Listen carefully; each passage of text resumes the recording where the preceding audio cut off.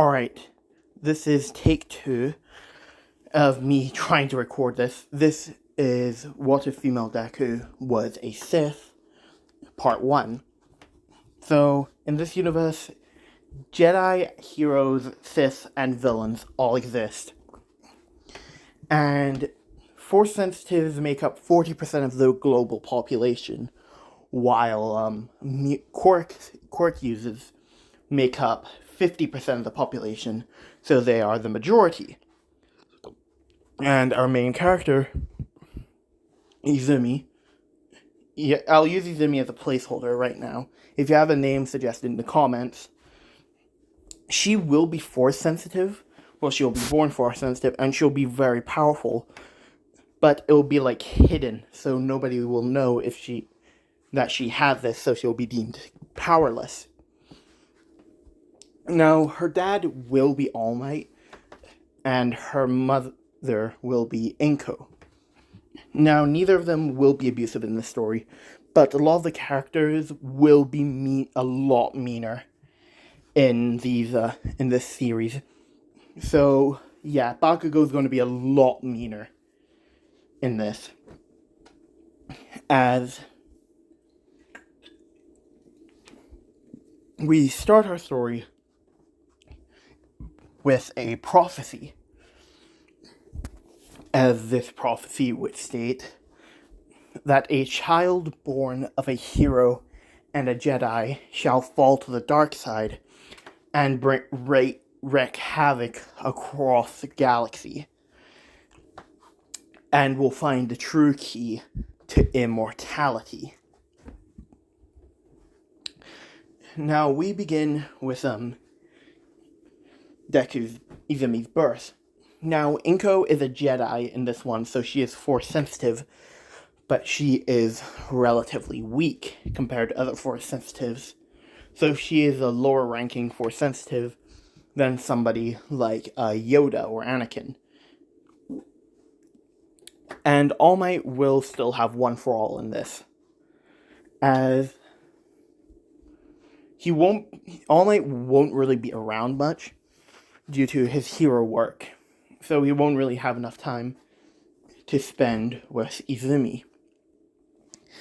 And judging by the title, you know how that will go. So All Might won't be able to stop her from the pull towards the dark side. As during kindergarten, a lot of the kids would figure out that Izumi was quirkless. Now, nobody knows that she is the daughter of All Might, because All Might did not disclose that information. And I do apologize for the terrible quality of this thumbnail. This was my first time trying to make one, so do forgive me for the terrible look of it. Anyways, so Izumi would have basically been bullied by the Force sensitives and the quirkies, as Bakugo's quirk is a little bit more powerful than it is in canon. Ignore that notification. Anyway, so Bakugo would basically bully Izumi for her entire life and almost end up killing her sometimes, but not necessarily, and he wouldn't even get in trouble with this because the teachers don't really care about Izumi because she's powerless. As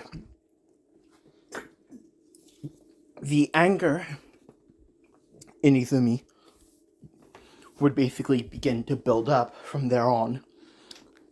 Her anger would build up because of the society doesn't care for those who don't have any power, and those who are weaker are at the bottom of the list, so nobody gets any respect. As Izumi would think to herself, she would say to herself, I will rebuild this world. I will rebuild it to where people like Katsuki Bakugo will never make it in this life. I will make sure that he suffers for what he has done. As somebody would be able to pick up on Izumi's dark side. As they would then begin to move to our location. As at the end of kindergarten, she would basically be beat. Ow, damn it.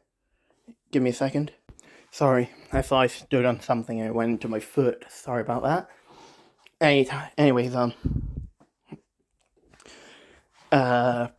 Izumi, this man would basically track down Izumi after one of her beatdowns from her bullies, as this person would then say, I can sense the dark side in you, young one. Use it. Unleash it in every form out of the capacity that you can.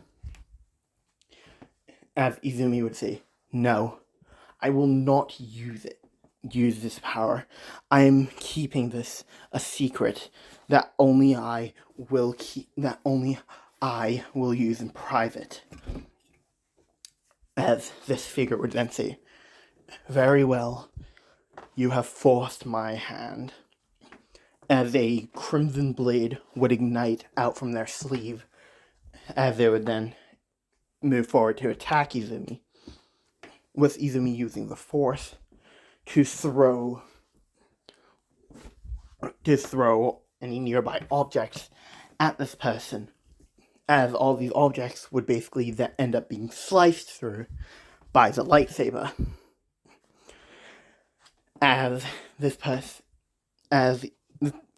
Izumi's basically getting desperate at this point, as she's basically ends up throwing pieces of the ground at this guy as well.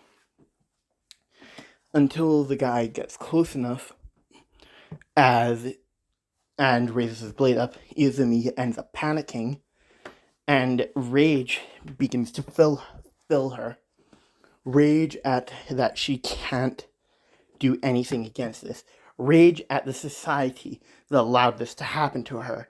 Rage at herself for not being able to use her power. And then finally, I'll say purple bolts of... it's purple. Her force lightning is purple at this point. But we'll go to the much stronger version, which is black. As she would then shoot out purple lightning from her fingers, which would end up hitting this person and sending them back. As this person would then start laughing, as they would say, you're strong, young one. Now, come with me, and I shall take you as my apprentice. As Izumi then says, but who are you, anyways? As the figure would then begin to remove their hood to reveal that this person is... It's not Inko. If you guys, some of you guys might be thinking I'm going to pull a plot twist and it's Inko. It's not Inko. I'll say that it is, give me a second. Alright, got it. I'll say that this person was, I'll say that it was Darth Maul. Yeah, it's Darth Maul. As he would say, come with me, young one, and we shall correct this galaxy as master and apprentice. Now, I'll say that the rule of two doesn't exist, so there are tons of Sith. If you want to know how many Sith there are, take all the villains that are in My Hero Academia that we know of, including the unnamed ones, and multiply that by 20. That's how many Sith there are. And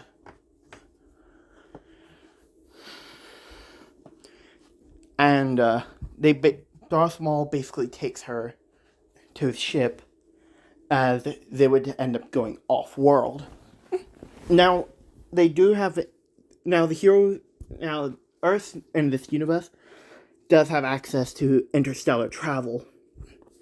So they can travel between planets and all that. As Darth Maul would take Izumi to Korriban, the homeworld of the Sith. Now, I am technically still following the Star Wars canon, so yes, the Sith purebloods, the Sith race, were still wiped out by the Jedi and heroes. No, they were just wiped out by the Jedi. As Darth Maul would then hand her a Sith holocron. As Darth Maul would then say, here, use this, and if you can unlock this, then you'll be worthy of my time for training.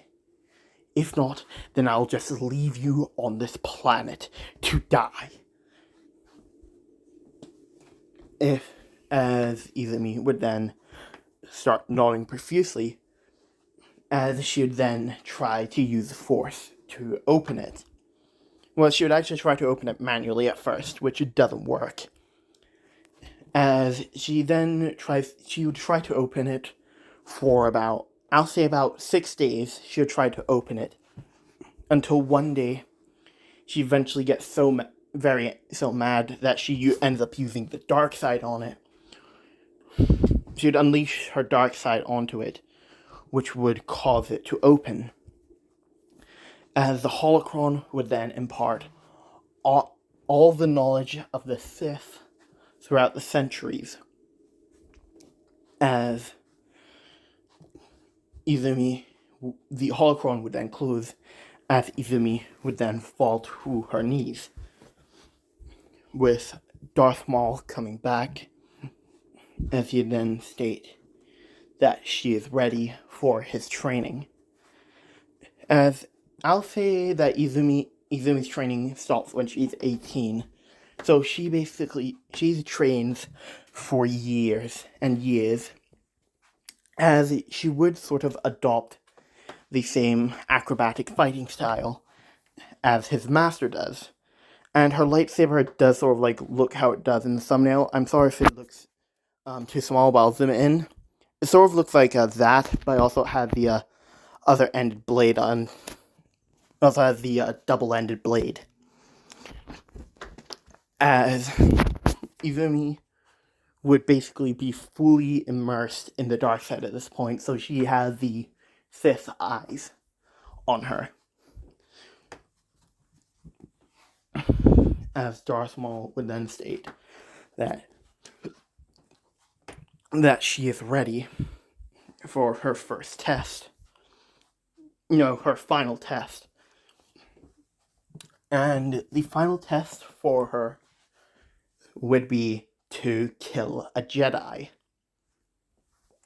which Izumi then accepts this mission, as she would then head off-world on her own ship, as she would then head to where she knew there was a Jedi. As I'll say this is on Naboo. Yeah, she goes to Naboo, as she would end up landing there with as she would then begin walking towards the Jedi's location, as she would eventually end up finding this Jedi, as the Jedi would then look over, as he'd then say, another Sith had come to try to kill me. Very well, I shall indulge you. As I'll say this is Bakugo's dad. Yes, I'll say Bakugo's dad is a Jedi. But he got a quirk he only got a quirk, so he doesn't have any Force capabilities. as Izumi would then ignite a single end on her lightsaber, because for those of you who don't know that much about Star Wars lore, a double-bladed lightsaber is just as dangerous to the user as it is to the opponent. So she only uses one side for now. As she would initiate in a duel with Bakugo's dad. I think his name was Misaru. I do not know. Do correct me in the comments though. As she would end up engaging him in a duel. Well, I'll say Izumi's preferred fighting saber forms are Form 7 and Form 3. Wait, hold on. Give me a second. So she uses Form 7 and Form 4. With basically making sure Bakugo's father is on his back feet. As Bakugo's father would jump over Izumi to behind her to get what he thinks is the upper hand, and as he goes to try to attack Izumi at the back, the other Izumi activates the other end of her lightsaber, with it piercing Bakugo's father in the stomach. With Bakugo's father then dropping the lightsaber, and Izumi disengaging the other end of her lightsaber, the end that stabbed into Misaru, as he would then drop to the ground, basically holding the wound, as Izumi would then raise up her blade and bring it down onto Misaru, finishing him off. As Darth Maul was watching this, as he is basically laughing and is smiling at the fact that he had finally found an apprentice who wasn't an utter failure. As Izumi would then come back, get back onto her ship, and then get off of Naboo. As she would then arrive, I'll say not Bakugo, I'll say Maul has his own ship, like a cruiser.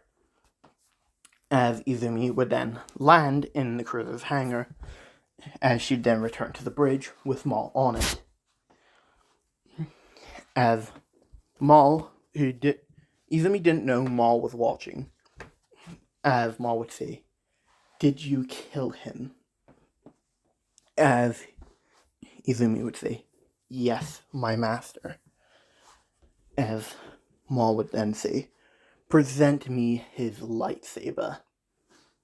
As Izumi would disengage Misaru's lightsaber from her belt, as she would then hold it up, as Maul would then use the Force to pull it towards him and grab it.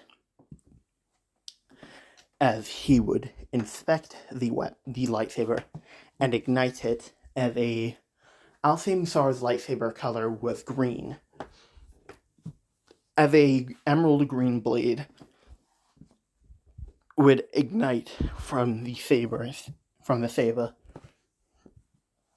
as he would then say, "Impressive, you'd managed to take down a Jedi Knight on your first mission. Now, there will be others." As Maul is basically caught off guard as he is gloating about how Izumi managed to beat a Jedi Master, with Izumi basically sneaking up on him, as she would then he would ignite her lightsaber and stab it right through Maul's chest.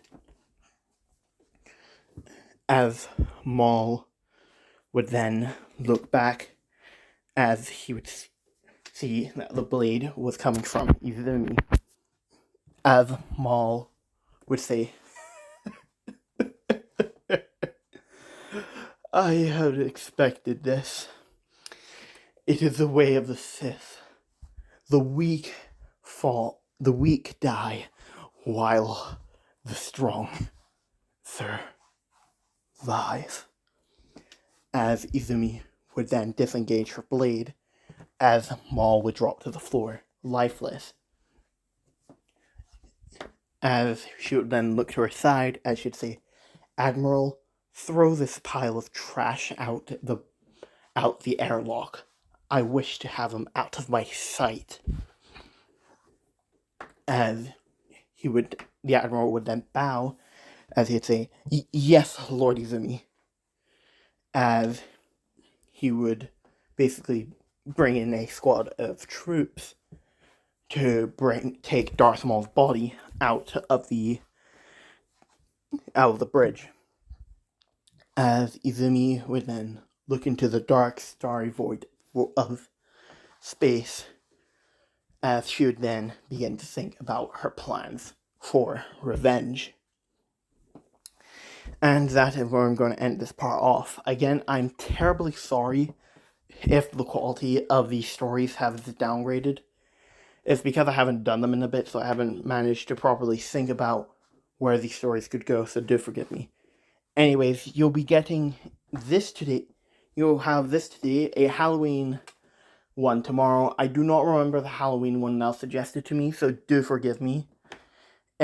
If you know who you are, do message me on Discord, on my Discord.